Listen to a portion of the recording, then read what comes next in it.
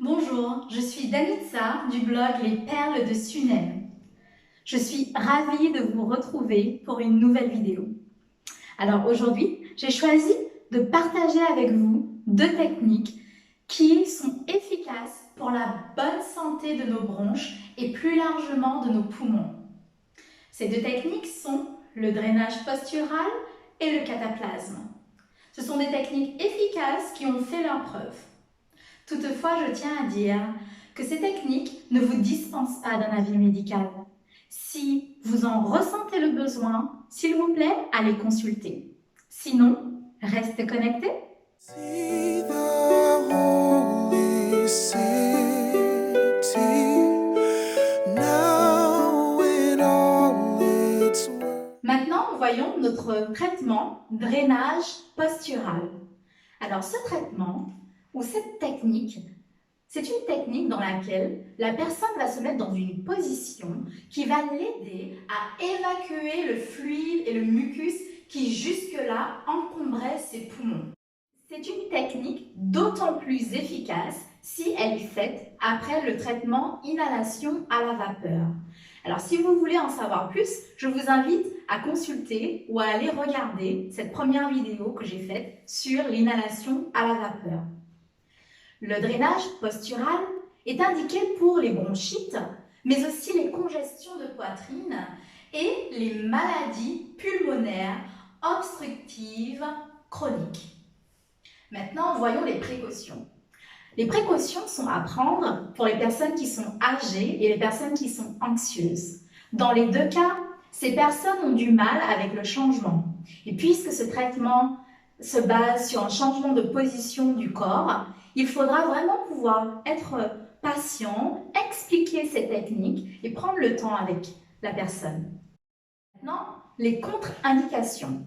Les contre-indications sont pour des personnes qui ont une plaie chirurgicale, pour les personnes qui ont une fracture des côtes, mais aussi qui ont eu une chirurgie au niveau du rachis. Maintenant, une considération importante. Pour effectuer cette technique, il faut que la personne puisse avoir l'estomac vide. Alors, veuillez faire ce traitement avant le repas ou encore 1h30 minimum après un repas. Maintenant, voyons la démonstration.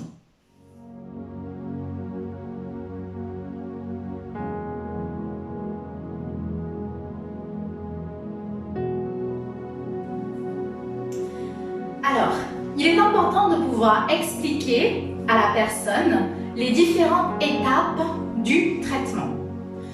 Cette technique, drainage postural, va se faire en 3 étapes. Donc, il y aura une première étape, je vais vous expliquer au fur et à mesure. Donc, une première étape où on va demander à la personne de pouvoir s'allonger et de tourner sa tête sur la droite.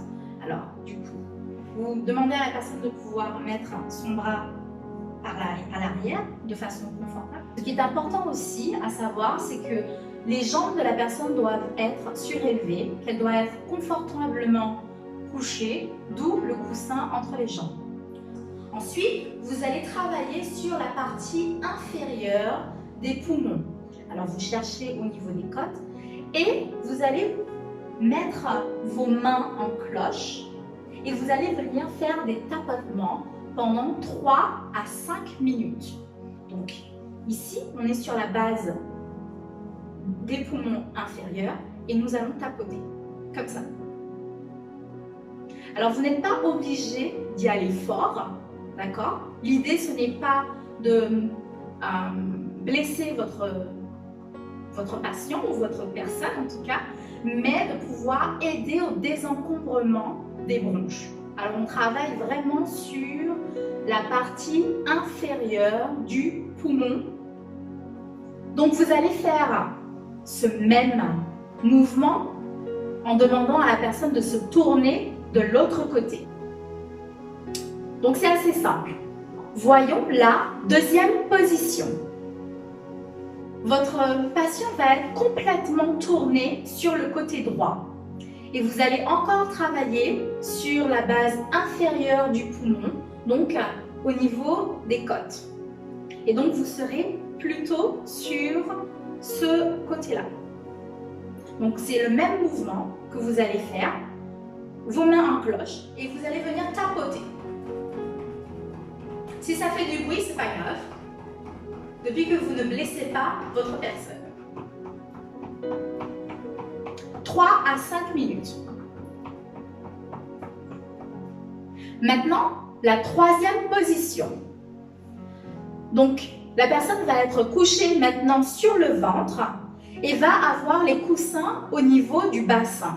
Et nous allons travailler sur le dos. Pour la troisième position, donc maintenant que votre patient est couché sur le ventre, vous allez venir travailler sur la partie inférieure des omoplates.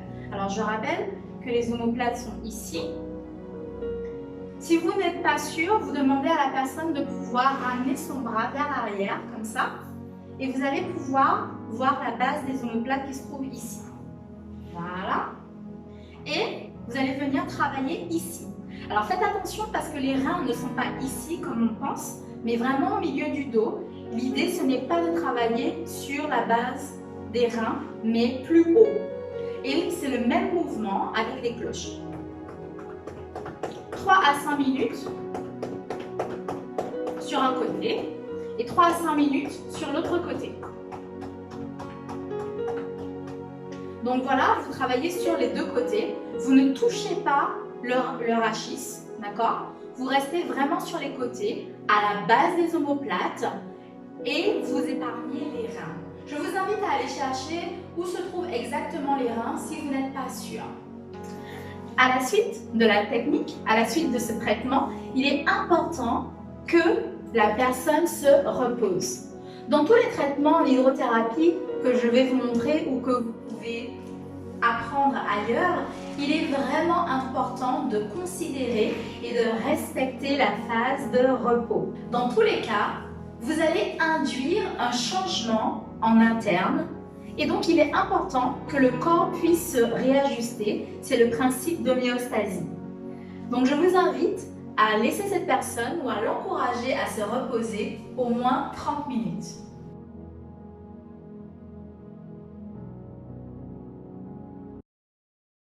See